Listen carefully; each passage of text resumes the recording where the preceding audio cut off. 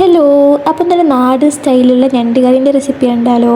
അപ്പോൾ അതിന് വേണ്ടി ആദ്യം തന്നെ ഒരു പാൻ അടുപ്പത്ത് വെച്ച് കടുക് പൊട്ടിച്ച് കൊടുക്കുന്നുണ്ട്. ഇനി അതിലേക്ക് ചെറുതായി അരിഞ്ഞിട്ടുള്ള വെളുത്തുള്ളി, ഇഞ്ചി, കുറച്ച് കറിവേപ്പിലയും കൂടി ഇട്ട് കൊടുത്തിട്ട് അതിൻ്റെ പച്ചമുളകൊക്കെ ഒന്ന് മാറണ വരെ ഒന്ന് മൂപ്പിച്ചെടുക്കുന്നുണ്ട്. ഇതൊക്കെ കരിഞ്ഞ് പോവാതെ നോക്കണം കേട്ടോ. ഇനി അതിലേക്ക് നമ്മൾ നേരത്തെ അരിഞ്ഞ് വെച്ചിട്ടുള്ള സവാളയാണ് ചേർത്ത് കൊടുക്കുന്നത്. ഇനി ആവശ്യത്തിനുള്ള ഉപ്പ് കൂടെ ചേർത്തിട്ട് ഇതൊന്ന് നന്നായി വഴറ്റി കൊടുക്കുന്നുണ്ട്. അതൊന്ന് വഴന്ന് വരുമ്പോൾ അതിലേക്ക് മഞ്ഞൾപ്പൊടി, മുളക് പൊടി, പിന്നെ ആവശ്യത്തിനുള്ള മല്ലിപ്പൊടി, കുറച്ച് ഗരം മസാല ഇത്രയും ചേർത്തിട്ട് മസാലയൊക്കെ ഒന്ന് മൂപ്പിച്ചെടുക്കണം. ഞാൻ ഇവിടെ കാശ്മീരി ചില്ലിയാണ് ചേർത്തിട്ടുള്ളത്, കളറിനും കൂടെ വേണ്ടിയിട്ട്.